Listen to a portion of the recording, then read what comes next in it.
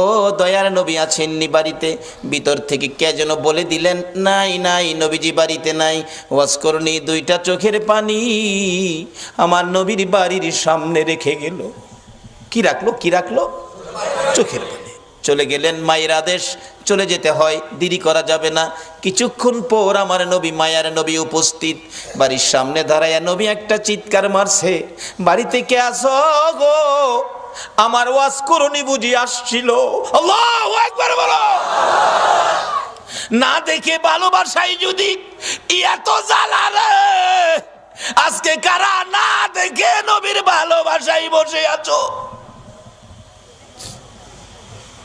ওয়াজ করণীর মতো পাগল হইয়া কারা মাহফিলের আয়োজন করেছো? তোমাদের জীবন ধন্য হইয়া গেছে। হযরতে ওয়াজ করণী চলে গেলেন, আমার নবী বাড়ির সামনে দাঁড়াইয়া চোখের পানি ছেড়ে দিলেন। তোরা কে, কোথায় রে? আমার ওয়াজ করণী আসছিল, তোরা বসতে দিলি না। লোকেরা বলেন, হুজুর কেমনে জানেন আসছিল? তোরা কথা জিজ্ঞাস না রে, আমার ওয়াজ করণীর চোখের পানির গন্ধ জমিনে পাওয়া যায়। যেই নবীর ভালোবাসার চোখের এক ফোঁটা পানির দাম আল্লাহর আরশের চাইতেও বেশি। যেই নবীর ভালোবাসার একটা ফোঁটা চোখের পানি যদি কারো জমিনে পড়ে, তার জন্য জাহান্নামের আগুন হারাম হইয়া যায়। ওয়াজ করুনি আসছিল, তোরা বসতে দিলি না, আমার ওয়াজ করুনি চলে গেল রে। ওয়াজ করুনি আর কোনোদিন নবীর সাথে দেখা হয় নাই। যেদিন আমার নবী জগৎ ছেড়ে চলে যাবেন, মদিনার রওজা পাকে শুয়ে যাবেন, তার আগে আগে আবু বকর, ওমর, সাহাবীরা জড়ো হয়ে তাদের একটা আলোচনা শুরু হয়ে গেল। আমার নবী দুনিয়ার থেকে বিদায় হলে নবীজির জুব্বা মুবারক নিশ্চয়ই আবু বকর পাবে। আবু বকর আমার নবীকে বড় ভালোবাসতেন। আরেকজন বলেন না, আবু বকর পাবে না, সম্ভবত মেয়ের জামাই হযরতে আলী রাদিয়াল্লাহু তাআলা আনহু পাবেন। আরেকজন বলেন না, উমর পাইতে পারেন। আরেকজন বলেন উসমান গনি বহু টাকা খরচ করেন, বহু দান করেন, নবীর ভালোবাসায় উসমান গনি পাবেন। এইভাবে আলোচনা শুরু হলে অনেকে মিলে আমার নবী উপস্থিত। কি নিয়ে তোমরা আলোচনা সমালোচনায় বসেছ? হুজুর ভাবতেছিলাম আপনার বিদায় পরে আপনার জুব্বা মুবারক ভাগি জানি কে হয়ে যায়। আমরা কেউ ভাবছি ওমর পাবে, কেউ ভাবছি আবু বকর পাবে, কেউ ভাবছে উসমান গনি পাবে, কেউ ভাবছে হযরত আলী পাবে। আমার নবী দুইটা চোখের পানি জর্জর করে ছেড়ে দিয়ে কান্দে, সাহাবীরা রে আমার জুব্বা মুবারক তোমরা কেউ পাবি না, আমার জুব্বা পাবে আমার ওয়াজ করণী রে। সাহাবীরা একজন আরেকজনের দিকে তাকাই, এটা আবার কোন শব্দ নবীজি ব্যবহার করলেন? ওয়াজ করণী নামে কোনোদিন কাউরে আমরা দেখি নাই। কে সেই ব্যক্তি? জীবনে কোনোদিন আসতে দেখি নাই, আমাদের সাথেও দেখা হয় নাই। এটা কেমন পাগল রে, জীবনে দেখা নাই, জুব্বা পেয়ে গেল। আমার ওয়াজ করণী যদি নবীর ভালোবাসায় জীবনে দেখা নাই, নবীর জুব্বা পেতে পারে। আমার মন বলে আজকে যারা মিলাদুন নবীর আয়োজন করে এই নবীর ভালোবাসায় বসে আছো গো, আপনাদের সঙ্গে আমার নবীর স্বপ্নের দিদার হইয়া যাবে। আল্লাহ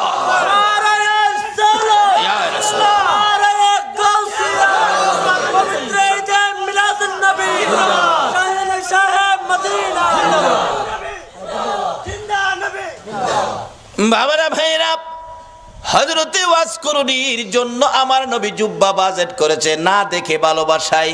আমরাও তো না দেখে ভালোবাসায় বসে আছি। আজকে কি আমাদের নবী আমাদের জন্য একটা বাজেট কি নবী দিতে পারে না? নবী যে বাজেট করতে পারে এই বিশ্বাস কি আপনাদের আছে? এটা কি মানেন? তাহলে আসেন, অনেক সময় আবার অন্যজনে প্রশ্ন করে বসবে এটার প্রমাণ কি নবী যে বাজেট দিতে পারে। বাস্তবে আসেন, একটা মদিনার ঘটনা। মদিনায় একটা নবীর আশিক ছিল। নবীর আশিকটা নবীজির রওজা পাকের পাশে পইরা থাকে, খায় না। মানুষে কয় তুই খাইতি না, মইরা যাবি তো? কয় খাইতাম না। কেন খাইতি না? যে নবীর বাড়িতে আইছি, নবী যদি খাওয়ায় তাইলে আমি খাবো, না হয় মইরা যাবো, খাইতাম না। রোজার পাশে বইটা রয়েছে। নবীজি স্বপ্ন যুগে একদিন বললেন, এই পাগল, তুই যে পাগলামি করতেছস, আমি খাওয়াইলে খাইবি, এখন কি আমার চুলায় কি রান্না হয়? পাগল কয় রান্না টান্না বুঝি না, আপনি খাওয়াইবেন খামু, না খাওয়াইলে মরে যাবো। কি করব? নবীজি একদিন স্বপ্ন যুগে এসে 2টা রুটি, নবী পাক স্বপ্নে 2টা রুটি দিয়ে গেলেন। আচ্ছা বলুন, নবীজির স্বপ্ন কি স্বপ্ন না বাস্তব? বিশ্বাস করেন? তাইলে আপনি ইমানদার। যেই নবীর ওই রকম এক একজন ইমানদারের জন্য 10টা পৃথিবীর সমান একটা জান্নাতের বাজেট। নবীজির স্বপ্ন কি স্বপ্ন না বাস্তব? যদি কেউ নবীজিকে স্বপ্নে দেখেন, কোনো সন্দেহ নাই সরাসরি নবীকে দেখছেন, কারণ নবীর সুরত ইবলিশ ধরার ক্ষমতা নাই। 2টা রুটি নবী দিলেন। অনেক সময় স্বপ্নে আমরাও তো কিছু পাই, কিছু খাই, এরকম হয় না? হয় না? এক বেচারা স্বপ্নে দেখে চিকন চাইলের পোলাও, দেশি চাউল, দেশি মুরগির রান দেওয়ার আগে হাই খাইতাছে, স্বপ্নে খুব খাইতাছে। এবার যে মুরগির রানের তে গুস্ত ছুড়াই তো টান দিছে না, হাত গিয়া বাড়ি অলনি না হ লাগছে। বাড়ি অলনি তো চিল্লানি মারছে, আমারে মাইরা লাইছে রে, মাইরা লাইছে চিল্লানিতে, কিন্তু হ্যার ঘুম ভাঙছে। ঘুম ভাঙছে পরে কই কি হয়েছে, কি হয়েছে? কই তুমি আমার নাক ভাঙ্গে লাইছো। কই দেখ নাক ভাঙলে ভাঙছে, যে একটা খাউন খাইছি। বাড়ি অন্যি কই আমি পাশে এত খাউন খাইলে আমারে কইলা না কি খাইছে একটু দেহি। তাড়াতাড়ি করে বাতি জ্বালাইছে, বাতি জ্বালাইয়া দেহে খাতা ছিঁড়া মুহ দিয়া থুই রাখছে। তা আমরার স্বপ্নের খাউন হইলো খাতা ছিঁড়া। বলুন নবীজির স্বপ্নে দেওয়া কি খাতা ছিঁড়া? আসুন না সেই নবীর পক্ষে যাই। আল্লাহু আকবার বলুন। ওই আশিক বলেন, পাগল বলেন, আমি 2 রুটি পাইয়া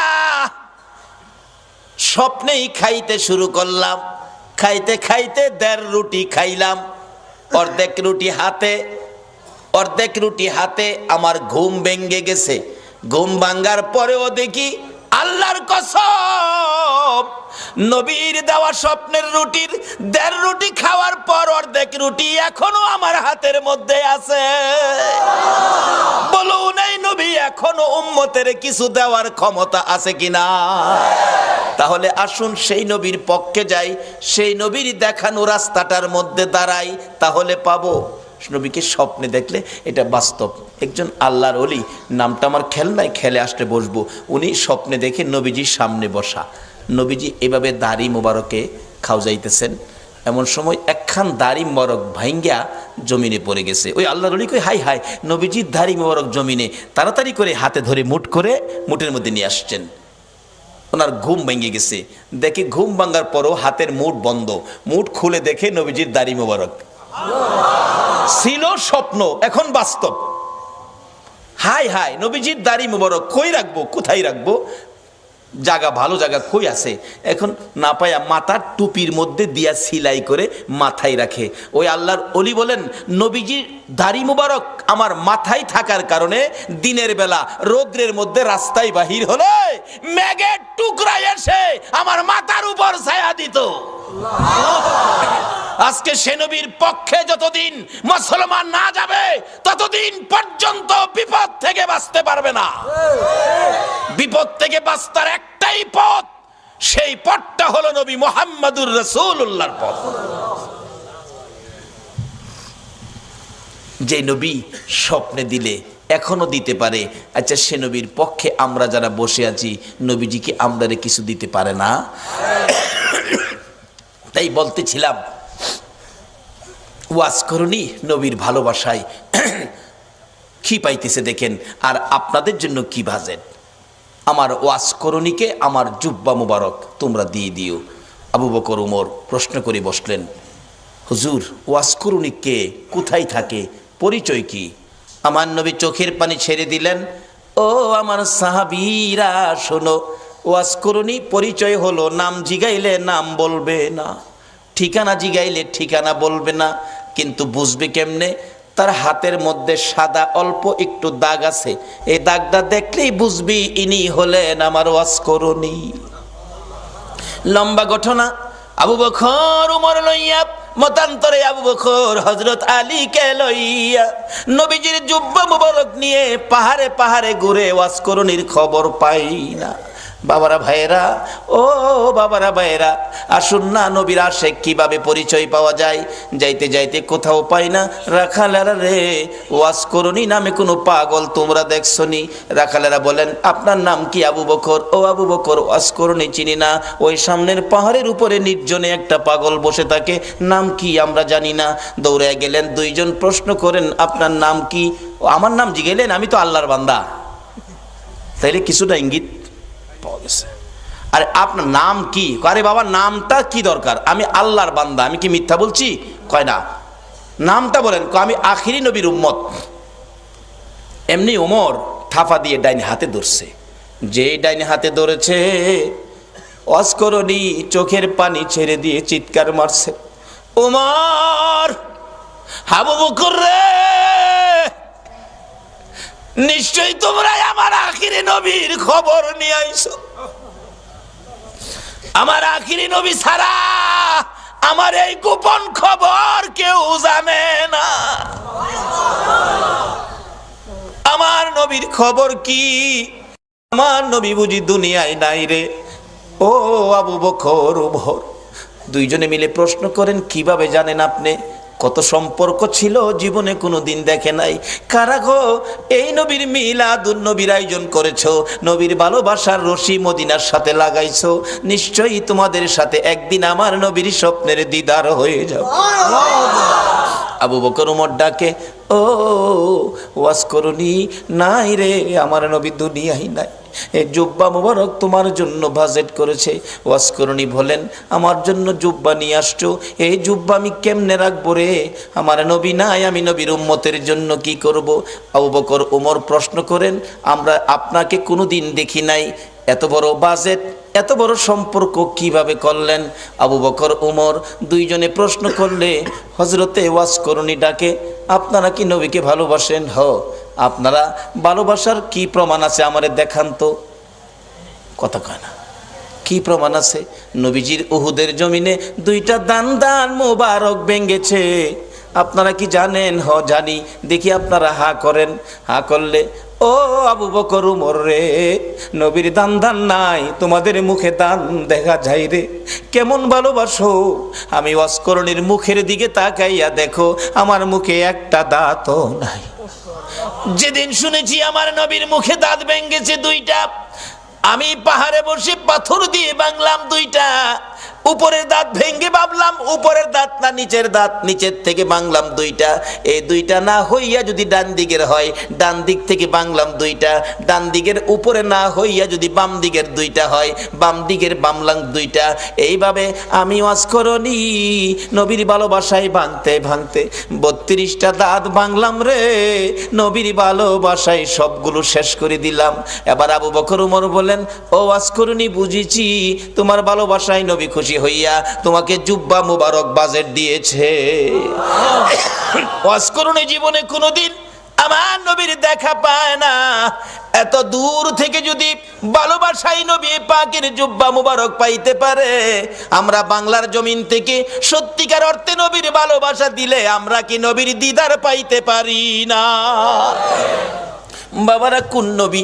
যেই নবীর কথা মানার জন্য আমার আল্লাহ বলেছে কবর যাওয়ার আগে মুসলমান হও। মুসলমান কিভাবে হবেন, কোন কায়দায় কোন আদর্শে মুসলমান হবেন? আল্লাহ বলেছে তোমরা আমার নবীর কথা মানো। কোন নবী? যেই নবী সকল সৃষ্টির জন্য রহমত। এখন এই নবীর কথা আপনারা মানা দরকার আছে কিনা? তাহলে কবর গিয়া পাইবেন খাউন, আর যদি না মানেন কবর গিয়া পাইবেন আগুন। কিভাবে আগুন, কিভাবে খাউন? আসুন আমি অল্প সময়ের মধ্যে এটা শেষ করতেছি, আপনাদের কষ্ট হইতাছে না তো? খাউন আর আগুন। নবীর কথা মানলে খাউন, না মানলে আগুন। মানলে আবু বকর, না মানলে আবু জাহেল। মানলে জান্নাতি, না মানলে দুজুকি। সহজ ওয়াজ। নবীর কথা মানবেন। আল্লাহ বলছে, আল্লাহর কথা রাইখা নবীর কথা মানতে রাজি আছেন? তো নবীজি একটা চিঠি নবীর পক্ষ থেকে আসছে আমাদের কাছে। নবীর একটা চিঠি আপনাদের সামনে দিলাম। প্রথম চিঠিটা হলো, কাফা বিল মাউতি ওয়াইজান। রাসূল বলছে একটা ওয়াজ যথেষ্ট, তুমি তোমার মৃত্যুর কথাটা স্মরণ করো। আচ্ছা, আমরা যে মরতে হবে এই কথাটা কি রাইট? আল্লাহ তো বলছে, নবীও বলতেছে। আচ্ছা, মরার পরে যে কবরে যাবেন, কবরের জন্য কি কোনো রোজগার করছেন? বাড়ি গাড়ি কত কিছু করলেন, এগুলি যে রোজগার করে বাড়ি টাড়ি করলেন, কবরে যে যাবেন কবরের রোজগার কি লইছেন? বাবারে, যত সয় সম্পদ আছে, মইরা দেখেন না, মইরা দেখেন, যত সয় সম্পদ আছে আপনার মৃত্যুর পরে আপনার ছেলে মেয়েরা বাট করে নিয়ে যাবে, আপনারে একটা টাকাও দিবে না। মইরা দেখেন না, এও তো কথা যে মইরা আবার সাম কেমনে, এও তো কতই। আসুন তাহলে একটা বাস্তবতায় যাই। এক বেচারা মইরা দেখছেন, এক বেচারা শুনছে কবরে গেলে আযাব হইব। হ্যাঁ কয় একদিন মইরা দেই কবরে গিয়া, জীবিত বেড়া কবরে গেছে, নিজেই কবর কইরা রাত্রে কবরের উপরে দিয়ে ছানি দিয়া ভিতরে বই রইছে, কি আযাব হয় দেখতো। তে ওয়ারেন্টের আসামি ধরতে পুলিশ যাইতেছিল, দারগা সাহেব যাইতেছে, দুই পুলিশ লইয়া এই যে রাস্তার কিনারে ফাও গেছে গা এই হের কবরের ভিতরে গেছে, পরে এমনি আনজাদা ধরছে। পুলিশ ডাকতেছে, স্যার স্যার বিপদ দি, কিছে? টর্চ লাইট লই আইন। টর্চ দেহে বাঙ্গা কবর ফাও গেছে, দেহে ভিতরে এক বেড়া বসা। হেরে মাথার চুলো ধরে টাইন্ডা শেষরায় তুলছে। কিরে কি? স্যার কবর বলে আযাব হইব। মৌলবীরা কয় এর লেগে কবর বসলাম, দেখলাম কি আযাব হয়। কই আযাব নাই তো, খালি পুলিশে ভাড়া মারে।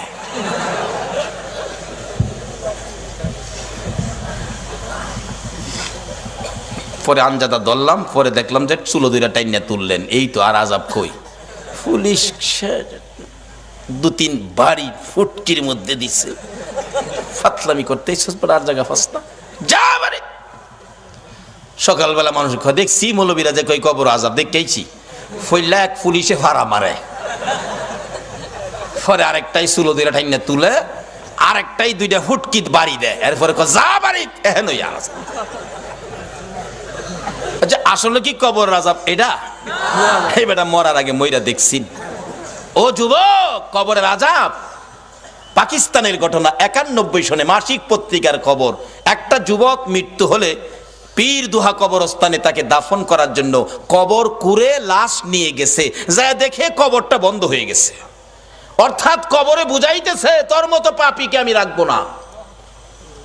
91 সনের মাসিক পত্রিকার। ইমাম সাহেব ছিলেন আল্লাহর ওলি মানুষ। আল্লাহর ওলি আসনা দেশে? এখন তো ওলিদের মর্যাদা নাই, এখন ওলির দরকার পড়ে না, এখন ওলির কোনো প্রয়োজন পড়ে না, যে যুগ পড়ছে। আবার মাঝে মাঝে দিহি পড়ে, যখন বন্যায় সারা দেশ পানির নিচে নেয়গা, তখন দেখছি রেডিও সেন্টারে গান দেয়, ওলি আল্লাহর বাংলাদেশ, কয় না, শহীদ গাজীর বাংলাদেশ, তাদের হস্তে রহম করুন আল্লাহ। এই লজ্জা করে না তাদের হস্তে তাদের দোয়াই যে দাও? বিপদে বললে বুঝি ওলি দরকার পড়ে, এরপরে ওলি লাগে না।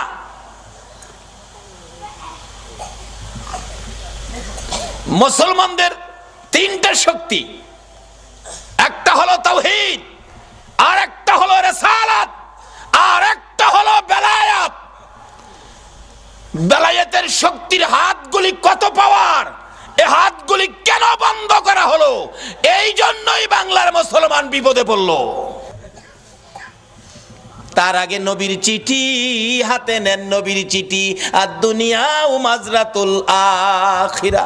বাবারে যুবক, দুনিয়ায় বন্ধুর চিঠি পাইলে 3 বার করে পড়ো বন্ধুর চিঠি। বান্ধবীর চিঠি পাইলে দরজা বন্ধ করে পড়ো। ওই নবীর চিঠি পড়ো যেই নবী 63 বছর জিন্দেগি উম্মতি উম্মতি বলে কাঁদছে, এখনো সোনার মদিনায় শুইয়া শুইয়া আমার নবী 24 ঘন্টা উম্মতি উম্মতি বলে কান্দে। বলুন, এই নবীর পক্ষে থাকা আমাদের দরকার আছে কিনা? বাবারা ভাইয়েরা, এই নবীর চিঠির মর্যাদা যদি দিতে পারেন ভাগ্য ভালো হয়ে যাবে। চিঠির মর্যাদা দিয়েছেন, উমরের জীবনী খুলুন, হযরত উমর নবীর চিঠি নয়, নবীর আদুরের নাতি ইমাম হুসাইন রাদিয়াল্লাহু তাআলা আনহুর চিঠির মর্যাদা দিয়ে ওমরের জীবন তো ধন্য হয়ে গেল। হুসাইনের চিঠির মর্যাদা দিয়ে যদি ওমরের জীবন ধন্য হয়, নবীর চিঠির মর্যাদা দিলে বলুন আমাদের জীবন ধন্য হবে কিনা? ওমর নবীর চিঠি নয়, আদুরের নাতি হুসাইনের চিঠির মর্যাদা কিভাবে দিয়েছেন? হুসাইন, ওমর যখন মদিনার রাষ্ট্রপতি, হুসাইন এবং ওমরের ছেলে আব্দুল্লাহ দুইজন খেলাধুলা করতে যাইয়া এক পর্যায়ে হুসাইন বলে ফেললেন ওমরের ছেলেরে, গোলামের বাচ্চা গোলাম। আব্দুল্লাহ কয়, হুসাইন আমারে গোলামের বাচ্চা গোলাম কইছেন? হ্যাঁ, বুঝছেন আমার বাবা রাষ্ট্রপতি, বাগেরে থাপ্পড় দেয়, চিনেন না আমার বাবারে? বাড়িতে গিয়ে কয়, আব্বা ওমর কি? হুসাইন আমারে কয়, আমি বলে গোলামের বাচ্চা গোলাম, আপনি বলে বড় গোলাম, আমি বলে বাচ্চা গোলাম।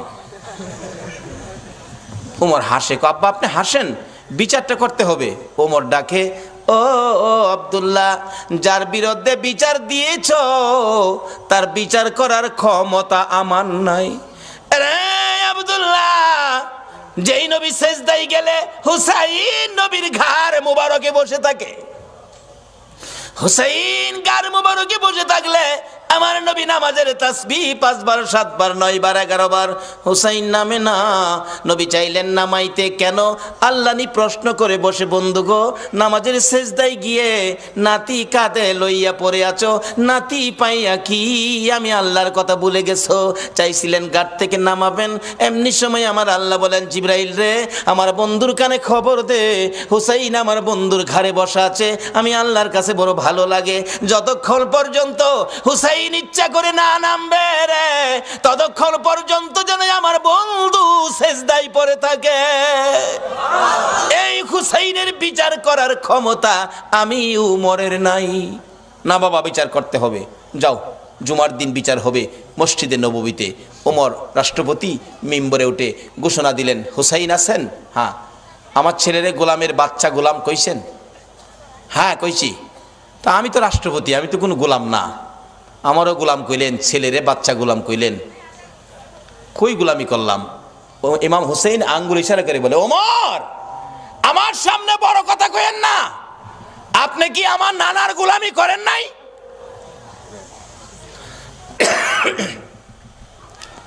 ওমর দুইটা চোখের পানি গাল বেয়ে বেয়ে জর্জর করে ছেড়ে দিলেন।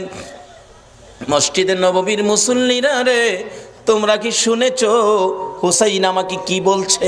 শুনেছি। আমি বলে নবীর গোলামি করেছি। হ্যাঁ। হুসাইন পারবেননি এই কথাটা কাগজে লিখে দিতে? পারবো, আমি দেখছি যেটা পারবো না। আমার নানার গোলামি করেছে ওমর, তাই ওমরের ছেলেরে গোলামের বাচ্চা গোলাম গালি দিলাম।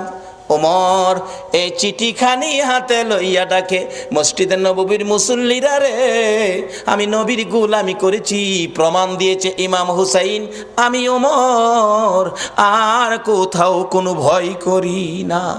ওমর বলেন, হুসাইন বলেছে আমি নবীর গোলামি করেছি আর আমি ভয় পাই না, নবীর গোলাম হইয়া কবরে যাব। ও মুসল্লিরা, আমি ওমর যদি মৃত্যুবরণ করি, হুসাইনের চিঠির মর্যাদা দিলেন ওমর, আমি ওমর যদি মৃত্যুবরণ করি, আমার কাফনের ভিতরে ঢুকাইবার আগে হুসাইনের লেখা চিঠি রে, নবীর গোলামি করেছি, আমার হাতের মধ্যে দিয়ে আমার হাতটা কাফনের মধ্যে দিয়ে দিও। আমার আল্লাহ কই, ওমর রে, আমার নবীর আদরের নাতি হুসাইনকে ভালোবাসা দিলে, আমার নবী মদিনার রওজাত থেকে বলুন এই ভালোবাসার খবর পাইছে কিনা? হুসাইনের চিঠির মর্যাদা দিয়ে ওমরের অবস্থা কি? ওমর রাষ্ট্রপতি, মসজিদের নববীর মধ্যে নামাজের ভিতরে ওমরের কলিজার মধ্যে ছুরির আঘাত করেছে, জামাতের মধ্যে ওমর ঢলে পড়ে গেছে, রক্তে মসজিদের নববী লাল লাল হয়ে গেছে, মুসল্লিদের পায়ের নিচে জামাতের মধ্যে রক্ত যাইতেছে, মুসল্লিরা নামাজের মধ্যে চিৎকার মারছে, কার রক্ত রে? মসজিদে নববী লাল হয়ে গেছে। ওমর ঢলে পড়ে আছে, ওমরের ছেলে ডাকতেছে, মুসল্লিরা গো, আমার বাবারে আঘাত করেছে, কে জানি, দরজা বন্ধ করে দেন, প্রতিশোধ নিব, বিচার করব কোন মুনাফেক জানি আঘাত করেছে। ওমর ছোট্ট ছোট্ট সুরে ডাকে, ও বাবা আমার কাছে আসো, প্রতিশোধ নিবা, বিচার করবা আমাকে খুশি করার জন্য। হ বাবা, বাবা রে, বিচার করে প্রতিশোধ নিয়ে খুশি করতে পারবি না, আমাকে যদি খুশি করতে হয় আমি তো মরে যাব রে বাবা। একটা কথা শুনো। কি কথা? ছেলে, নবীজির রওজার পাশে আমার ভাই আবু বকর ঘুমাইছে, আর একটা জায়গা খালি আছে রে ছেলে, আমাকে যদি খুশি করতে হয় মা আয়েশা সিদ্দিকার কাছ থেকে অনুমতি নিয়ে আসো, আমি উমরকে নবীজির পাশে নিয়ে শুয়াইতে পারো। নবীর পাশে যদি আমারে শুয়াইতে পারো রে, আমি উমর খুশি হইয়া যাইব। অথচ তখনও তিনি রাষ্ট্রপতি, ইচ্ছে করলে গায়ের জোরে শুইতে পারতেন, কিন্তু ইসলাম কোনোদিন গায়ের জোর ব্যবহার করে না। নবীরে মানেন, সব বুঝে আসবে। দৌড়ে গেলেন উমরের ছেলে, মা আয়েশা সিদ্দিকা, আমার বাবাকে ছুরির আঘাত করেছে, বাবার মৃত্যু হয়ে যাবে, বাবা কাঁদতেছে, নবীজির রোজার পাশে একটু জায়গা এখানে শোয়ার জন্য অনুমতি দেবেন? মা আয়েশা ভাবতেছেন, ইচ্ছে ছিল আমি এখানে শুইব নবীজির পাশে, এক পাশে আমার বাবা আবু বকর, আরেক পাশে আমি শুইব। ওমর অনুমতি চাইলেন, কি বলবো, আচ্ছা আপনি এখন যান, আমি একটু পরামর্শ করি। ওমরের ছেলে চলে গেছে, বাবা অনুমতি হয় নাই, তুমি আবার যাও, আবার যাও। আবার আয়েশা দেখে মা আয়েশা সিদ্দিকা নবীজির রওজার পাশে দাঁড়িয়ে আছে, প্রশ্ন রাখতেছেন, নবী গো, ওমর আপনার পাশে শুইতে চাই, ইচ্ছে ছিল আমি আয়েশা আপনার পাশে শুইব। হুজুর বলুন কে আপনার পাশে শুইব? আমি আয়েশা না উমর?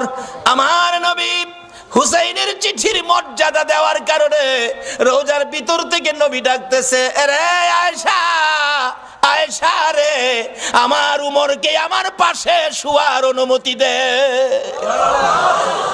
নবী ডাইকা ডাইকা পাশের বিছানায় শুয়াইলেন।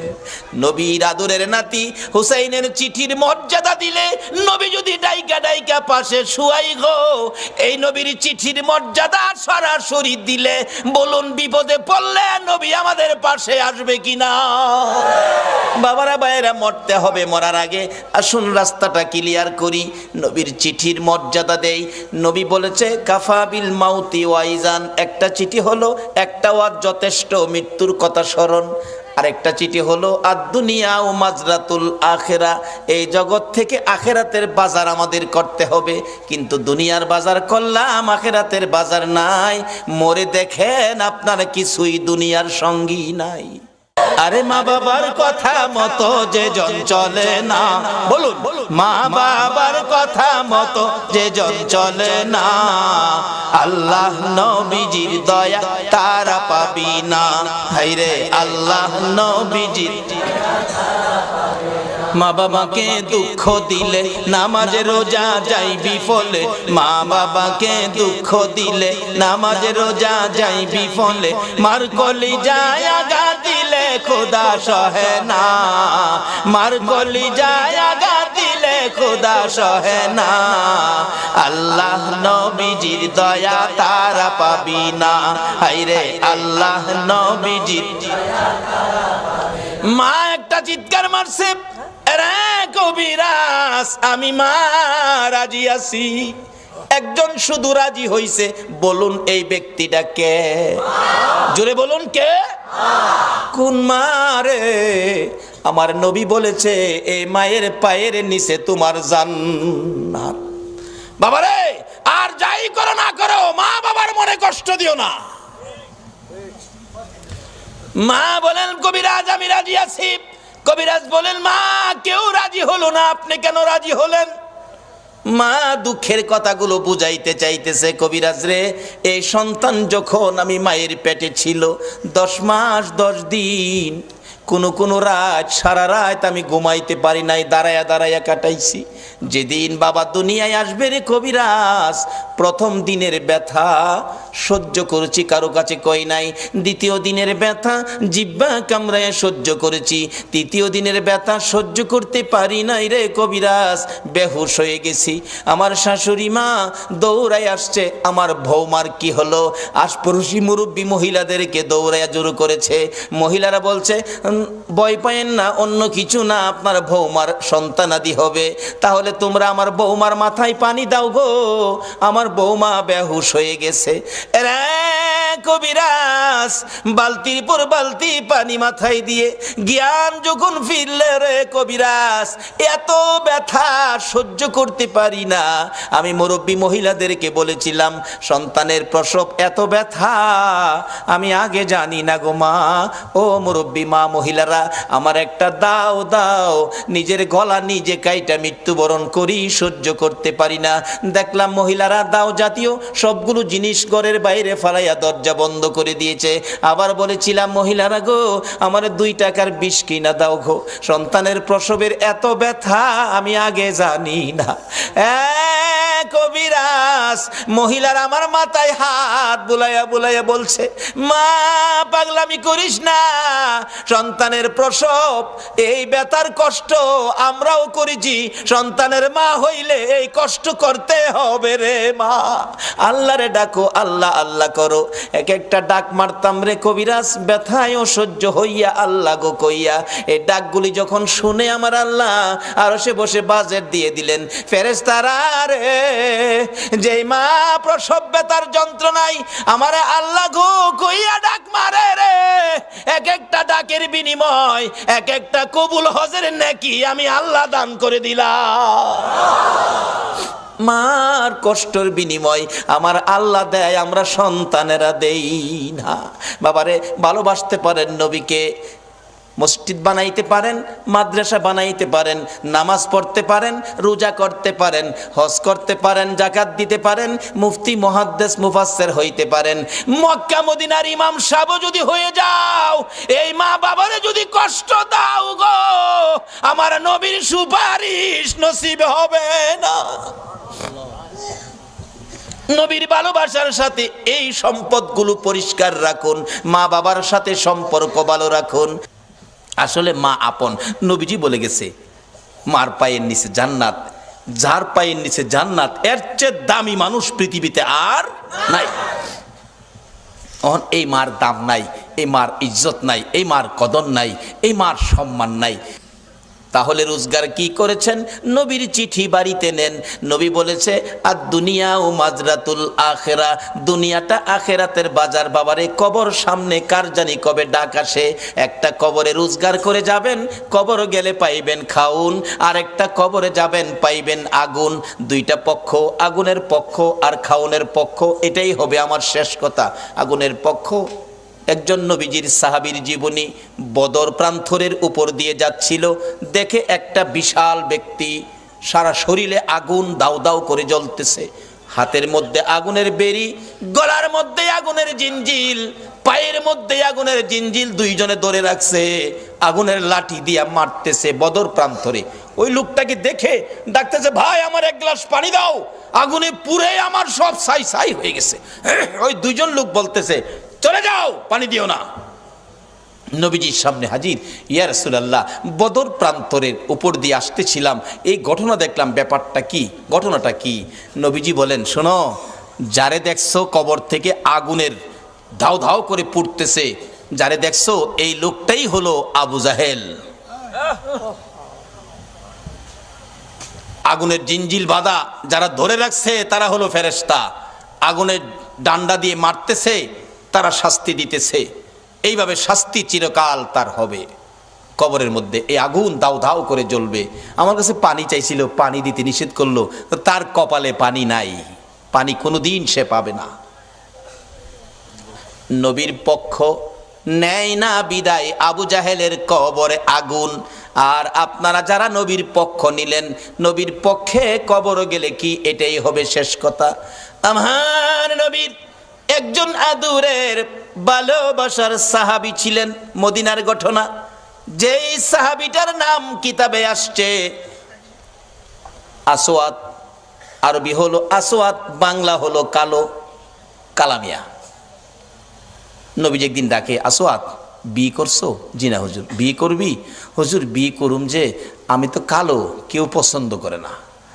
নবী বলেন আমি তোমার বিয়ের ব্যবস্থা করব। আচ্ছা নবীর পক্ষে গেলে বলুন, নবী বিয়ের ব্যবস্থা করবে না?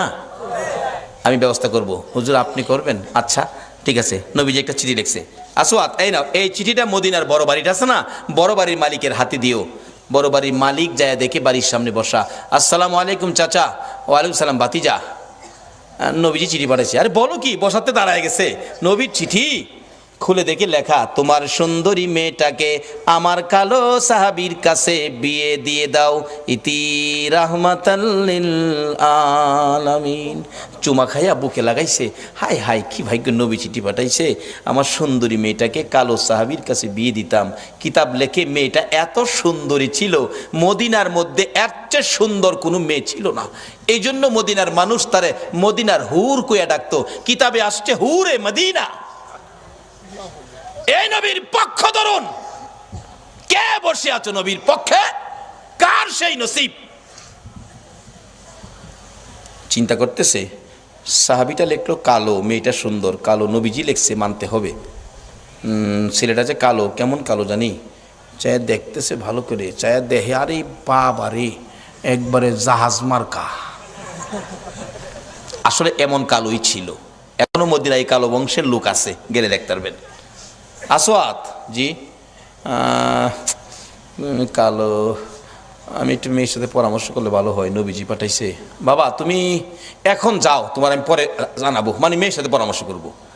যুবক যাইতেছে, আসওয়াদ মনটা কষ্ট, মাথা চুলকায়, হুজুর কইছিলাম না, ওই তো না, মানে পছন্দ করে না। আল্লাহ কো, আসওয়াদ রে, আরে যেই নবী আঙ্গুল ইশারা করলে আকাশের চাঁদ দুই টুকরা হয়, আর এই নবীর লেখা চিঠি বিফল যাইতে পারে না।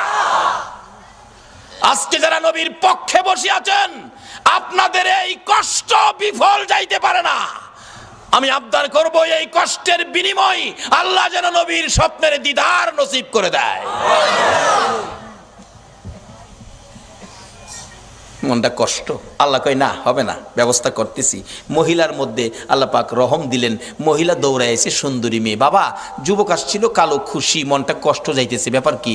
মা এই যে নবী চিঠি পাঠাইছে, তোমার বিয়ের প্রস্তাব, কালো ছেলে, ভাবলাম তুমি রাজি হও কিনা, এই জন্য বিদায় দিলাম। মেয়েটার চিঠিটা হাতে নিয়ে চুমা খাইয়া বুকে লাগাইয়া ডাকে, বাবা এত নিষ্ঠুর কেমনে হইলা গো? যেই নবীর কথা মানার জন্য আমার আল্লাহ বলেছে, এই নবীর কথা আমার বিয়ের প্রস্তাব। বাবা আমি কালো আর সুন্দর বুঝি না, আমি নবীর কথা মানি রে। ও সোনার বাংলার ভাইয়েরা, মা বোনেরা, যে ইয়াসরিব নামের পাথর আর বালুর দেশ, এই নবীর কথা মাইনা নবীর ভালোবাসা দিয়ে যাইয়া দেখো সোনার মদিনা হইয়া গেছে। আজকে সোনার বাংলা নাম দিয়ে নবীর ভালোবাসা দিতে পারলাম না, বিদায় সোনার মানুষ হইতে পারলাম না। মদিনার মহিলারা পর্যন্ত আমার নবীরে কত ভালোবাসে। নবী জীবনী, নবী যুদ্ধে রওনা হলেন, একজন মহিলা 6 মাসের একটা বাচ্চা ছেলে কোলে লইয়া রাস্তায় দাঁড়াইয়া দাঁড়াইয়া কান্দে। আমার নবী বলেন, মহিলা রে, বাচ্চা কোলে লইয়া কান্দো, ব্যাপার কি হুজুর? মহিলারা যুদ্ধে যাওয়া নিষেধ হয়ে গেছে, আমার আর কেউ নাই গো, আপনার পক্ষে কারে আমি যুদ্ধে দিব? ও মা বোনেরা, তোমার কোন সন্তান এই মাহফিল কমিটির সদস্য গো? তোমার ভাগ্য ভালো, ওই মদিনার মহিলা নবীর পক্ষে দেওয়ার জন্য কুলের সন্তান লইয়া দাঁড়াইয়া রইছে। আজকে কোন মায়ের সন্তান এই মিলাদুন নবীর কমিটির সদস্য হয়েছে? মাগো তোমার জীবন ধন্য। হুজুর আমার এই ছেলেটাকে যুদ্ধের ময়দানে নিয়ে যান, আমার আর কেউ নাই, কাকে আপনার পক্ষে দিব? নবীজি হাসে, এ কি বললা তুমি? 6 মাসের শিশু, সে কি যুদ্ধ করতে পারবে, তীর মারতে পারবে? এবার ডাকতেছে মহিলাটা, হুজুর জানি সে পারবে না, কিন্তু আমার মনে বড় দুঃখ, না জানি নবীর গায়ে কেউ আঘাত করে গো নবী, আমার ছেলেটারে নিয়ে যান, তীর যদি মারতে নাও পারে, আমার মন বলে কাফের বেঈমানেরা যদি আপনার দিকে লক্ষ্য করে তীর মারে গো নবী, এই তীরগুলো আপনার গায়ে লাগার আগে আগে আমার ছেলেটারে তীরের সামনে তুলে ধরে রাখবে। তীর খাইয়াই আমার 6 মাসের ছেলে দুনিয়ার থেকে বিদায় হয়ে যাবে, আমি মায়ের কোনো দুঃখ থাকবে লাগবে না, কিন্তু রাসূলের গায়ে যেন আঘাত না লাগে। মদিনার মহিলারা পর্যন্ত এইভাবে আমার নবীরে ভালোবাসতেন। আজকে ইয়াসরিব নামের পাথরের দেশ সোনার মদিনা হয়ে গেছে। এবার মেয়েটা ডাকতেছে, বাবা গো, আমি সুন্দর আর কালো বুঝি না।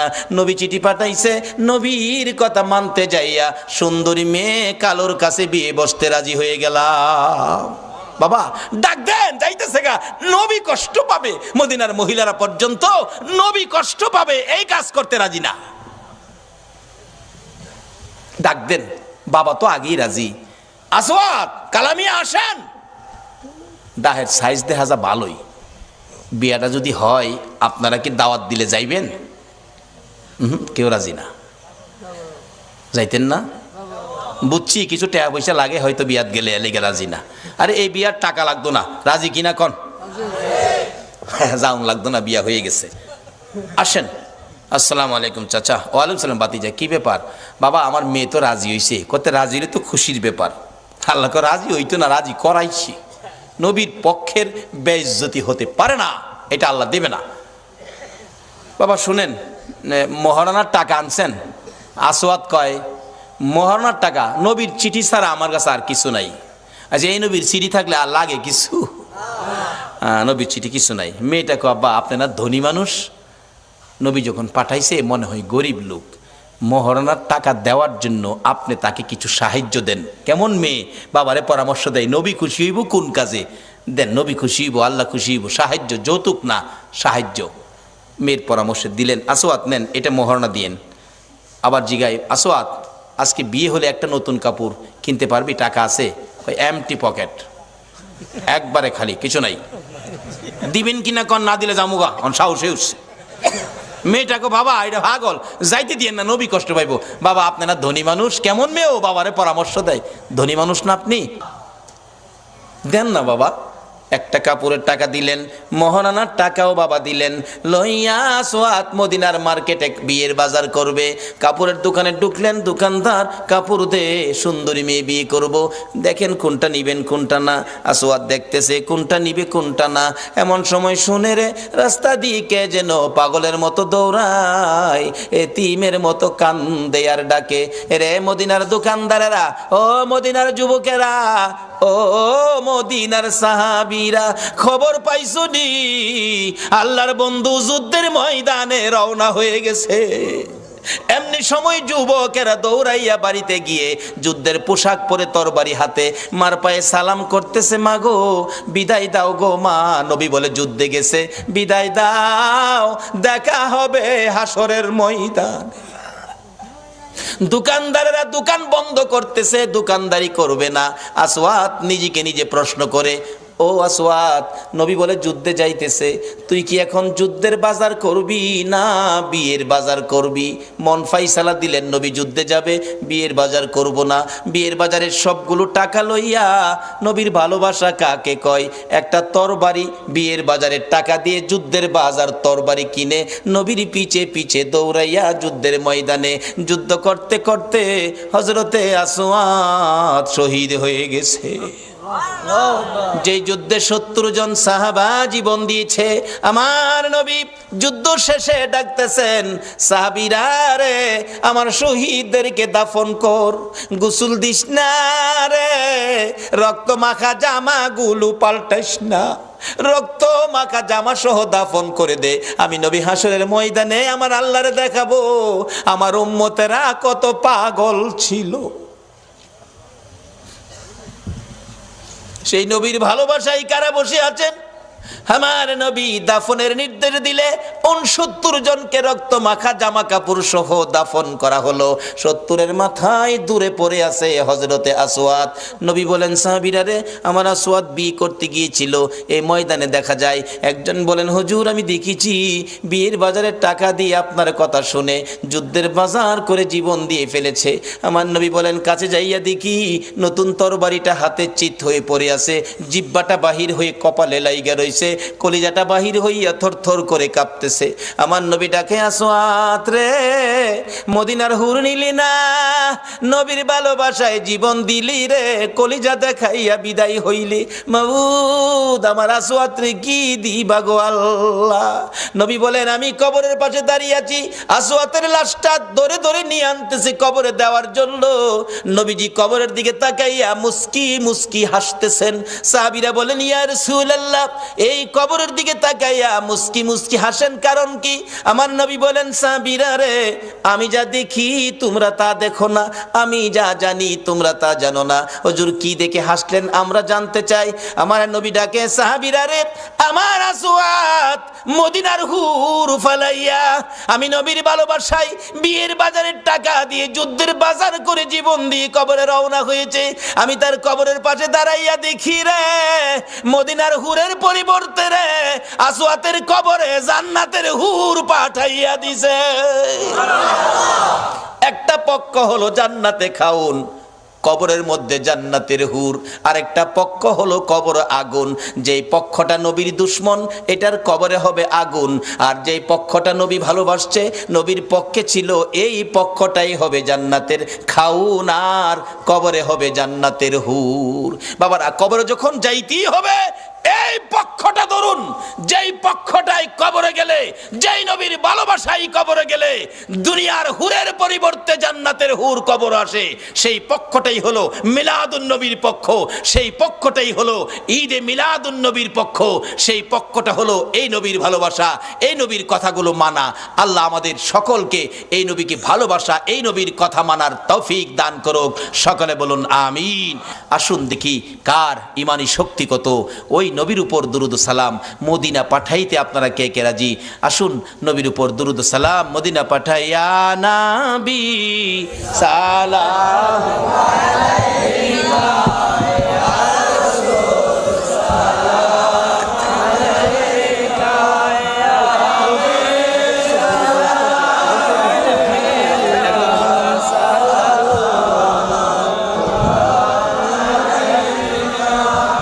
سيدي يا رسول الله، سلم عليك يا حبيب الله، بختوں کا چمکے ستارہ، حاضر کا ہو اشارہ، دیکھ کر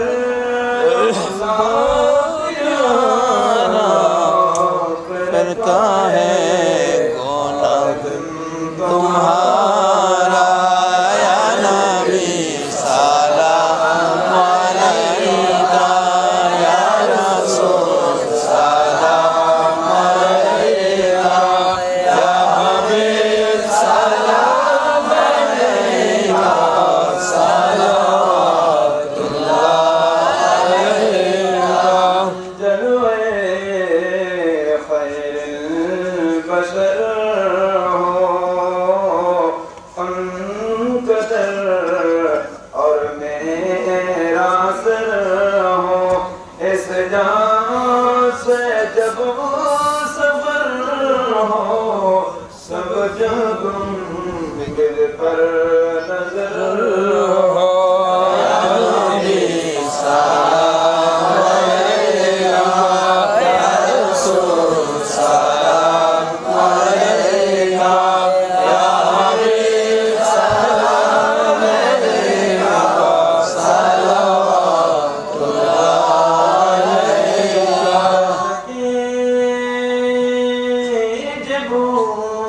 जिन पे अर्शी दुरूद फर्श की देखो नज़र पैदा हो सलाम मुस्तफा जाने रहमत, पैदा हो सलाम शरह बजे हिदायत, पैदा हो सलाम आज़म इमाम तो कावलों कौल से आज़म इमाम तो कावलों का, चलो आए शाले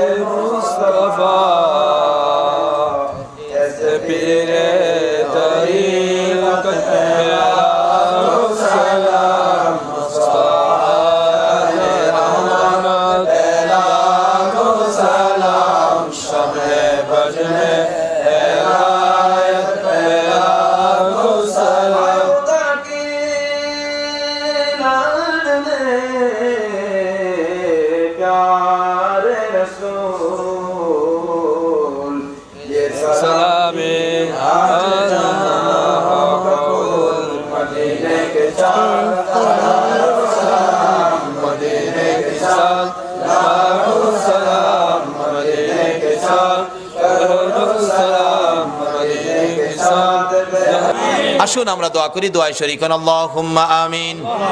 রব্বানা যালামনা আনফুসানা ওয়া ইল্লাম তাগফির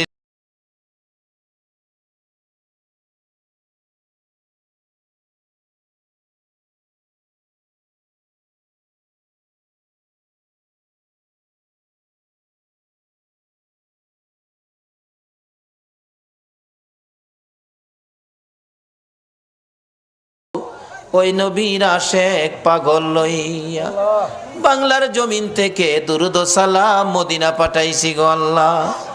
আমাদের দুরুদ ও সালাম গুলো পাখির মতো উড়াইয়া উড়াইয়া দয়ার নবী মায়ার নবীর রওজা আতহারে পৌঁছাইয়া দাও আল্লাহ গো। মিলাদুন নবীর উসিলাই, আজকের মাহফিলের উসিলাই, দুরুদ ও সালামের উসিলাই আমরা যারা হাত বাড়াইছি আমাদের তামাম জিন্দিগির গুনাহগুলো ক্ষমা করে দাও। মাবুদ, জানি দুনিয়ায় থাকবো না, আমাদের আগে যারা আসছিল সবাই বিদায় হয়ে গেছে, কবে জানি আমরা বিদায় হয়ে যাই। জানি পৃথিবীতে থাকবো না, তারপরেও শয়তানের দোকাই পড়ে দুনিয়ার মায়ায় পড়ে যত গুনাহ করেছি সবগুলো গুনাহ এই মাহফিলের উসিলাই মাফ করে দাও আল্লাহ গো। মাফ যদি না করো কবে জানি মৌতের চিঠি দিয়ে আজরাইল পাঠাইয়া দাও, কবে জানি কার বিছানা খালি হইয়া যায়, কবে জানি বড় বাড়ি বড় ঘর সুন্দর বিছানার থেকে চারজনে দৌড়ে দৌড়ে টাইনা টাইনা বাহির করবে। উঠানের কিনারে পর্দা টানাইয়া উত্তর দিকে মাথা দিয়ে শোয়াইয়া নাকে কানে তুলা লাগাইয়া রে বড়ি পাতার গরম পানির জীবনের শেষ গোসল করাবে। আদুরের সন্তানেরা বারিন্দায় দাঁড়ায়া দাঁড়ায়া ডাকবে, বাবা গো পর্দার ভিতরে কিসের গোসল করো গো বাবা। মা টাইনা টাইনা সন্তানের বুকে জড়াবে, আয় এতিম এতিম রে আয় আমার বুকে আয়, তোর বাবা যেই গোসল করে রে আজ থেকে তোমরা এতিম হইয়া গেছো। মউত কত এতিম দেখি রাস্তায় রাস্তায় দাঁড়ায়া কান্দে। একটা এতিম ছেলে ঈদের দিন পুরান জামা কাপড় লাগাইয়া কান্দে। জিজ্ঞেস করি বাবা কেন কান্দো? হুজুর সবাই নতুন জামা পরলো, আমার নতুন জামা নাই। কেন নতুন জামা নাই? বাবাকে বলো নতুন জামা দিবে।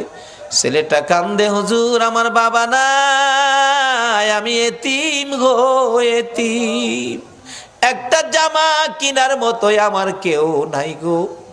ও এতিম রে এতিম। কবে জানি কার সন্তানেরা এতিম হয়ে যায়, কবে জানি কার জীবনের শেষ গোসল, কবে জানি কার জীবনের শেষ পোশাক সাদা কাপড় লাইগা যায়।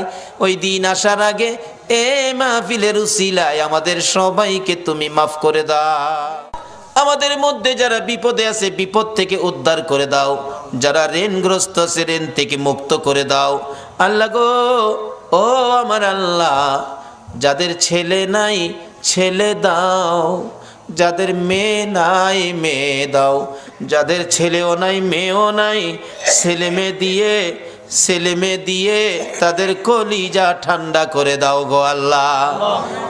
মাবুদ, আমাদের মধ্যে যারা নামাজি নামাজ কবুল করে নাও, যারা নামাজ পড়ে না নামাজের বুঝদান করে দাও, যারা ব্যবসা করে ব্যবসায় বরকত দাও, যারা চাকরি করে পদোন্নতি দান করে দাও, যারা গৃহস্থী করে জমির ফসলে বরকত দাও আল্লাহ গো।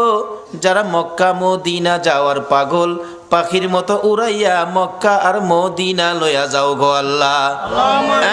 মাবুদ, যারা বিদেশ থাকে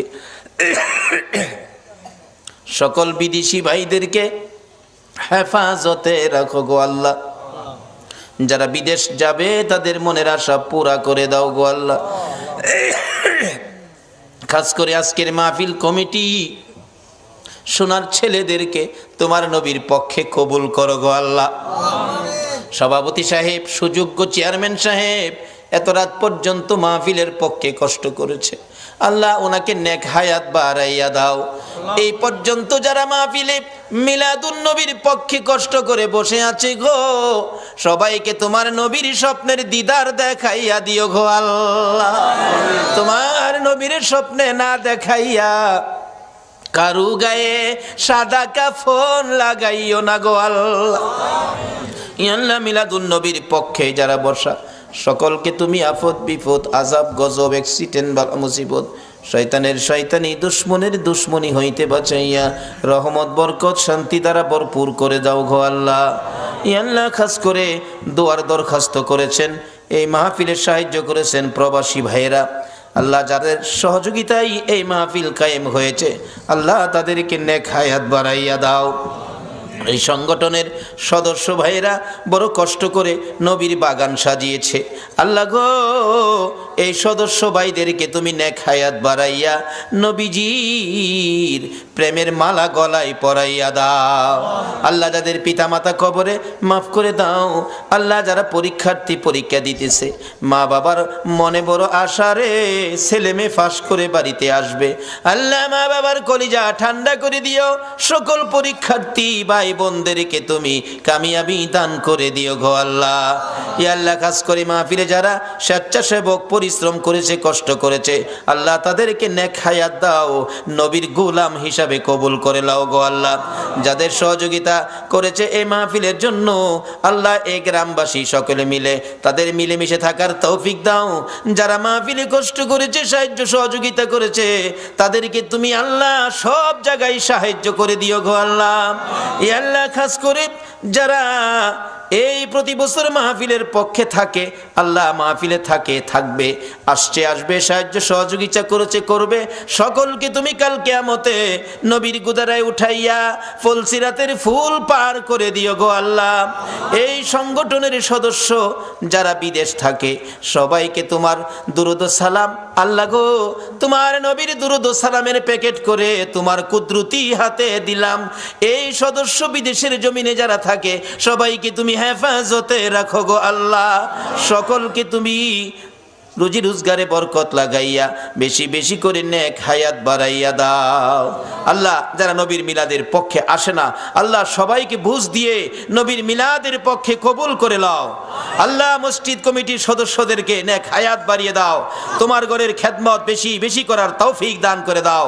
আল্লাহ যাদের ছেলে নাই ছেলে দাও, যাদের মেয়ে নাই মেয়ে দাও, যাদের ছেলেও নাই মেয়েও নাই ছেলে মেয়ে দিয়ে কলিজা ঠান্ডা করে দাও। আল্লাহ যাদের অনেক উপযুক্ত ছেলে রুজি রোজগারের ব্যবস্থা নাই, আল্লাহ এই যুবকদেরকে রুজি রোজগারের ব্যবস্থা করে দাও। অনেক উপযুক্ত মেয়ে বিয়ে শাদী হয় না, আল্লাহ তুমি তাদের বিয়ে শাদীর ব্যবস্থা করে দাও। আল্লাহ এই এলাকায় রহমত বরকত দিয়ে ভরপুর করে দাও। আল্লাহ আমাদের সকলকে আসমানি জমিনি বালা মুসিবত হইতে বাঁচাইয়া রহমতের প্যাকেটের মধ্যে কবুল করে নাও। আল্লাহ এই মাহফিল তোমার কুদরতি হাতে দিয়ে গেলাম, কিয়ামত পর্যন্ত এই মাহফিল তুমি কায়েম রাখো। এই মাহফিলের পক্ষে যারা আসছে আসবে সাহায্য সহযোগিতা করেছে করবে, সকলকে কাল কিয়ামতে নবীর গুদারায় উঠাইয়া ফুল সিরাতের ফুল পার করে দিও। আল্লাহ মা বোনেরাও কষ্ট করেছে, রাবিয়া বস্তির মতো বানিয়ে দাও। কাল কিয়ামতে খাতুনে জান্নাত ফাতেমাতুজ জাহরার সাথে হাসর নসিব করে দিও। আল্লাহ মাহফিল শেষে যারা যেখানে যাবে সহি সালামতে পৌঁছাইয়া দিও। সাল্লাল্লাহু তাআলা আলা খায়রি কলকিহি মুহাম্মাদিন ওয়া আলা আলিহি ওয়া আসহাবিহি আজমাইন বিহাক্কি লা ইলাহা ইল্লাল্লাহু মুহাম্মাদুর রাসূল। করো নামাজে রোজা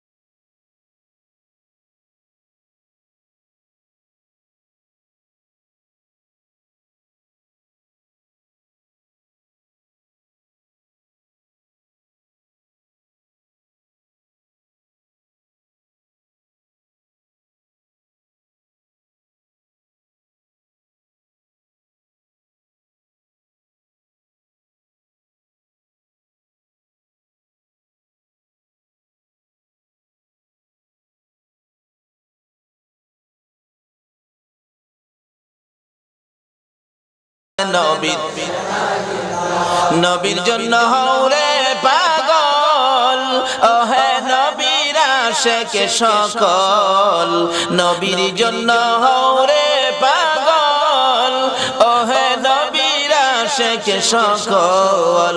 পার করিবে দয়াল নবী রোজ হাসরে ফুল সিরাত, পার করিবে দয়াল নবী রোজ হাসরে ফুল সিরাত। জিন্দাবাদ জিন্দাবাদ নবীর সেনা, জিন্দাবাদ জিন্দাবাদ জিন্দাবাদ নবীর। আমল করো নামাজে রোজা কায়েম করো সুন্নিয়াত, আমল করো নামাজে রোজা কায়েম করো সুন্নিয়াত। জিন্দাবাদ জিন্দাবাদ নবীর সেনা, জিন্দাবাদ জিন্দাবাদ জিন্দাবাদ নবীর। বাবারা আসুন না, বাজেট কি সামনে যাইতেছি। যেই ভাইয়েরা মাহফিলের আয়োজন করেছেন, যাদের আয়োজনে এত সহজে আমরা মাপ পেয়ে গেলাম, তাদের জন্য দোয়া করা আমাদের দরকার আছে কিনা? আজকের এই যুব সংঘের ভাইদেরকে আল্লাহ পাক হায়াত দেখ, সকলে বলুন আমিন। বাবার আসুন, আমি পবিত্র কোরআন শরীফ থেকে, হাদিস শরীফ থেকে যা তেলাওয়াত করেছি, এখন আলোচনায় ঢুকবো। আল্লাহ যেটুকুন তৌফিক দিবেন আমি সেটুকুন আলোচনা করব।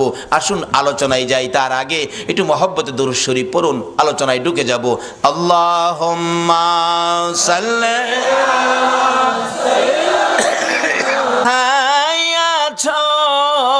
বুঝিনা তোমার মায়ায় কান্দে নবী, তোমার মায়ায় কান্দে নবী, শুয়ে সোনার মদিনা। আল্লাহুম্মা সাল্লি সাইয়্যিদিনা মাওলানা মুহাম্মদ ওয়া আলা আলি সাইয়্যিদিনা بلغ العلا بكماله كشف الدجى بجماله حسنت جميع خصاله صلى বাবারা ভাইয়ের আসুন, আমি আলোচনায় ঢুকলাম। পবিত্র কোরআন শরীফ থেকে আমার সর্বপ্রথম তালাওয়াত ছিল কুল্লু নাফসিন যায়িকাতুল মাউত।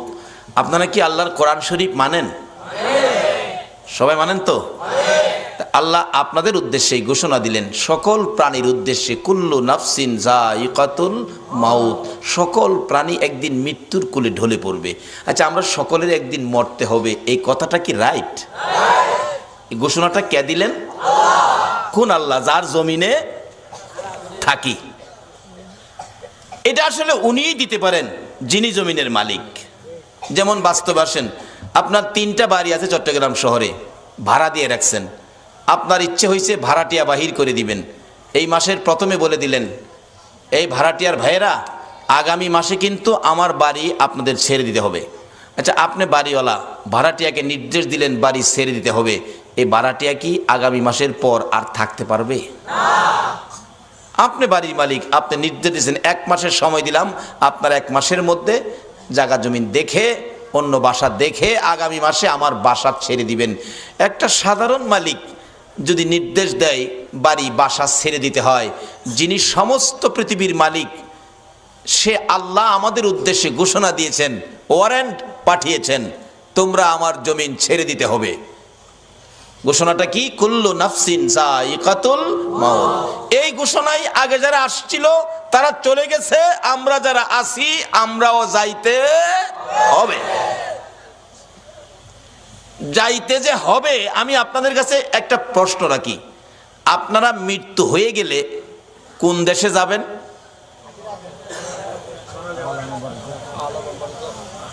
কবরে যাবেন না? আখেরাত তো এখন না, আখেরাত তো বহু দূরে। প্রথম কই যাবেন? সবাই বলুন কই? আচ্ছা, কবরে যে যাবেন, কবরের অবস্থা কি জানেন?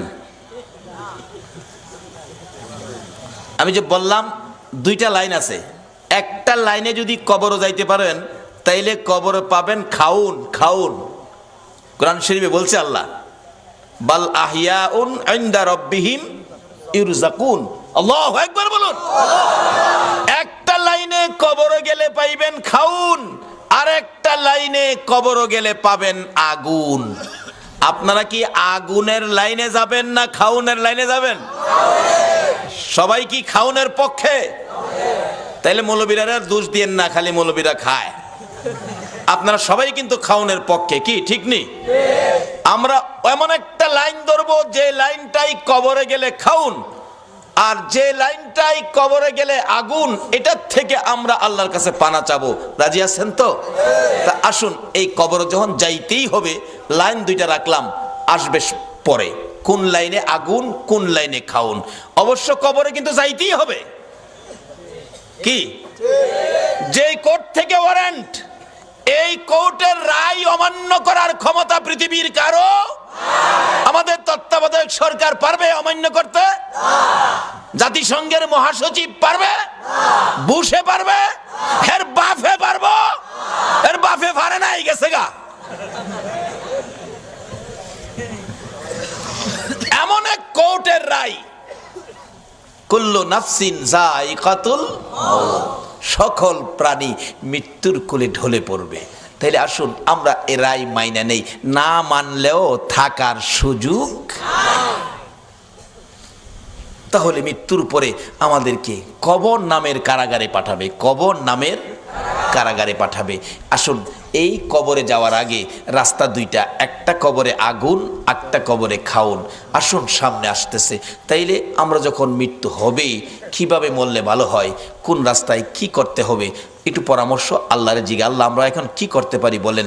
আল্লাহ আপনাদেরকে ভালো পরামর্শ দিতেছে। কোরআন শরীফ, ইয়া আইয়ুহাল্লাযীনা আমানু দুখুলু ফিস-সিলমি কাফা। ও বিশ্বাসীরা, ইমানদাররা, তোমরা পুরাপুরি ভাবে ইসলামের মধ্যে ঢুকে যাও। বলুন, কিসে ঢুকতে বলছে? আমরা তো ইসলামে আসি, আবার কেন ঘোষণা দিল? তাহলে বোঝা গেল আমরা পুরাপুরি ভাবে ইসলামে ঢুকি নাই, কিছু বেজাল আমাদের মধ্যে আছে। এই বেজাল যে আছে, এটা বুঝবেন কেমনে যে কোন জিনিসটা বেজাল, কোনটা সঠিক? আল্লাহ তাও কোরআন শরীফে ফাইসালা দিছে। তোমরা সঠিকটা বুঝতে গেলে তোমরা একটা কাজ করো, সেটা কি? অমাইয়ুতির রাসূলা ফাকাদ আতা আল্লাহ। তোমরা আমার রাসূলের কথাগুলি শোনো। কার কথা বলুন? এই রাসূলের কথা চন্দ্রের শুনে, শুনেনি? সূর্যের শুনে, আল্লাহু আকবার বলো। কুল কায়নাত শুনে, আল্লাহর আরশ কুরসি লৌহ কলম শুনে, এমন কোন মাখলুকাত নাই যিনি আমার নবীর কথা শুনে না। কেন? এই নবীর কথা শোনার জন্য বলেছে আমার আল্লাহ। আল্লাহ বলেছে তোমরা আমার এই রাসূলের কথাগুলি শুনো, মানো, কারণ এই নবীর কথা মানলেই হবে আমি আল্লাহর কথা মানা। কোন নবী? তাও আল্লাহ ঘোষণা দিয়েছে কোন নবী? ওমা আরসালনাকা ইল্লা রাহমাতাল লিল আলামিন। যে নবী সকল সৃষ্টির জন্য করুণা, সকল সৃষ্টির জন্য যিনি রহমত। বাবারা, ভাইয়েরা, এই নবীর কথা যদি মানতে পারেন, এই নবীর পক্ষে যদি আসতে পারেন, তাহলে আমার আল্লাহ আপনাকে কি দিবে? মা বাবারা, ভাইয়েরা, মক্কার ঘটনা বাস্তব ঘটনা। এই নবীর পক্ষে সর্বপ্রথম যিনি জীবন দিয়েছিলেন, ইনি একজন মহিলা, ইনি হলেন হযরতে সুমাইয়া। সুমাইয়ার জীবনী নবীজির পক্ষে থাকবে, নবীজিকে ভালোবাসবে, নবীজির কথা মানবে, নবীর আদর্শ ধরবে, নবীর পক্ষে থাকবে, ইসলাম বুঝবে, ইসলাম শান্তি, ইসলামের পক্ষে থাকবে। এই অবস্থা দেখে নিষ্ঠুর পাষাণ আবু জাহেল সুমাইয়াকে প্রশ্ন করে বসলেন, সুমাইয়া রে, বাতিজার পক্ষে থাকবি, আমার পক্ষে থাকবি না? আমি তো মক্কা নগরীর গর্জিয়াস নেতা। হ্যাঁ বলে, মক্কা নগরীর গর্জিয়াস নেতা। সুমাইয়া ডাকে, ও মা বোনেরা শোনো, তোমাদের মতো একটা মহিলা নবীর পক্ষ ধরে জীবনে কি রোজগার করেছে? রে আবু জাহেল, তোমার কথা মানার জন্য আমার আল্লাহ বলে নাই, কিন্তু তোমার বাতিজার কথা মানার জন্য আল্লাহ বলেছে। আপনারা কি আল্লাহর কথা মানতেন না? সুমাইয়া কই, মুখে মুখে কথা বলে দিলাম আবু জাহেল, তোর কথা শুনবো না, আমি আমার নবীজির কথা শুনবো। আবু জাহেল বলেন, এত বড় দুঃসাহস কারো তো নাই এই মক্কা নগরীতে। আবু জাহেল নিষ্ঠুর পাষাণ এক পর্যায়ে রাগ হইয়া সন্ত্রাসী আবু জাহেল সুমাইয়াকে শেষরাইয়া ঘর থেকে বাহির করে মরুভূমির খোলা জায়গায় দাঁড় করাইয়া টাইনা টাইনা পরনের সবগুলো কাপড় খুলে ফেলেছে। যে কাপড়টা খোলা যায় না টাইনা টাইনা ছিঁড়ে ফেলেছে। একবারে উলঙ্গ করে পাগলিনী আমার নবীর আদরের আমার নবীর পাগলিনী সুমাইয়াকে উলঙ্গ করে দাঁড় করাইয়া ডাকতেছে, আবু জাহেল ও সুমাইয়া বল এবার তোরে কে রক্ষা করবে। সুমাইয়া চোখ দুইটা বন্ধ করে হাতটা এইভাবে বুকের উপর রেখে চোখের পানিগুলো গাল বেয়ে বেয়ে জর্জর করে ছাড়তেছে।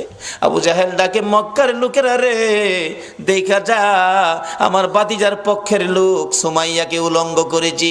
সুমাইয়া কান্দে, মাবুদ আবু জাহেল মক্কার মানুষ ডাকে আমারে দেখার জন্য, তোমারে একবারও ডাক দেয় না। মাবুদ আমি সুমাইয়া তোমারে ডাক দিলাম, তোমার বন্ধুর পাগলিনী সুমাইয়ারে দেখা যাও না। আমার আল্লাহ বলেন, সুমাইয়া রে আমার বন্ধুর ভালোবাসায় বেইজ্জতি হইতেছস, আমি আল্লাহ তোর দাওয়াত কবুল করলাম, আমি তোরে দেখবো। আবু জাহেল রাগ হয়ে গেছে, আল্লাহরে ডাকো দেখার জন্য, দাঁড়াও ভালো করে দেখাইতেছি। ঘরের ভিতরে যাইয়া বল্লম নিয়ে বেরিয়ে আসলেন আবু জাহেল।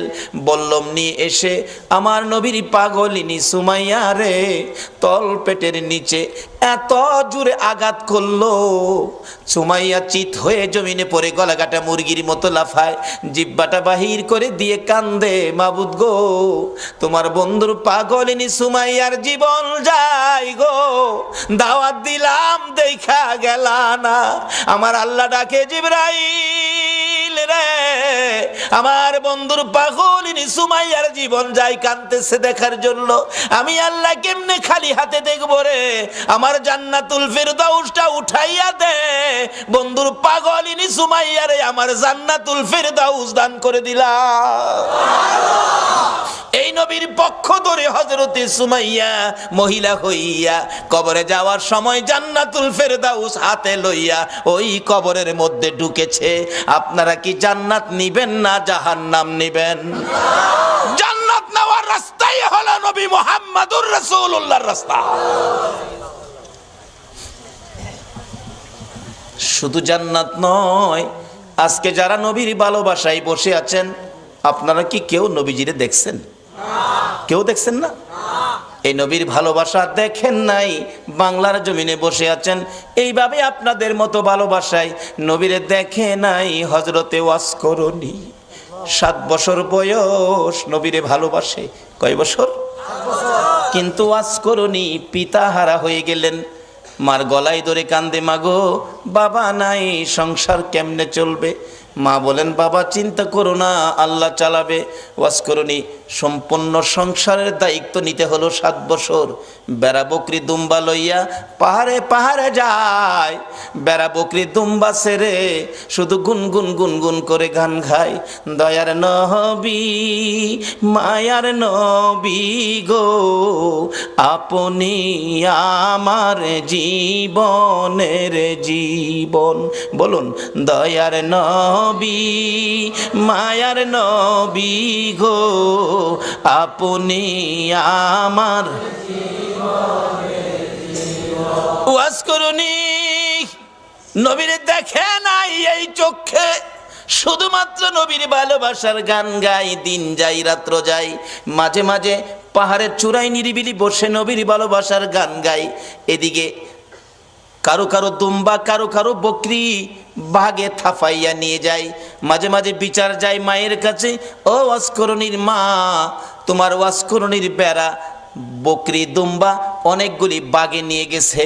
মার কাছে বিচার গেলে, বাড়িতে আসলে ওয়াসকরণী জিজ্ঞেস করে, মা বাবা গো তোমার বেড়া বকরি দুম্বা বলে বাগে খাইছে, তুমি কই ছিলা? মা আমি কাছে ছিলাম না। তাহলে খবরটা কি? ওয়াসকরণীটা ডাকে, মা গো আমি দেখেছি বাঘ আসছে গো মা, কিন্তু বাঘ আসে ঠিকই, আমার বকরির পাশে বাঘ নাকটা লাগাইয়া গো, নাক আমার বকরির গায়ে লাগাইয়া হাত লাগায় না। নবীর আশিকেরা গো, যেই নবীর আশিকে ওয়াসকরণী তার বেড়া বকরি দুম্বা জংলার বাগে খায় না, নাক লাগাইয়া হাত লাগাই না। মা আমি দেখেছি ভাগ এসে আমার বকরি ছেড়ে দিয়ে অন্যের বকরি ধরে নিয়ে যায়। এ হলো নবীর ভালোবাসার পুরস্কার। মাগো কোনোদিন ভয় পাইও না, ওয়াসকরণীর বকরি জংলার বাগে খাবে না। অস্করণীর মধ্যে আছে নবীর ভালোবাসা, যেই নবীর সৃষ্টি না হইলে বাঘের সৃষ্টি হতো না। অস্করণী একদিন মাকে বললেন, মা আমাকে একটু অনুমতি দিবেন, আমি নবীর সাথে দেখা করে আসি। যাও বাবা, দেরি করো না, তাড়াতাড়ি আইসো। নবীজি বাড়ির সামনে চোখের পানি ছেড়ে ছেড়ে ডাকেন, আমার নবী আছেননি বাড়িতে?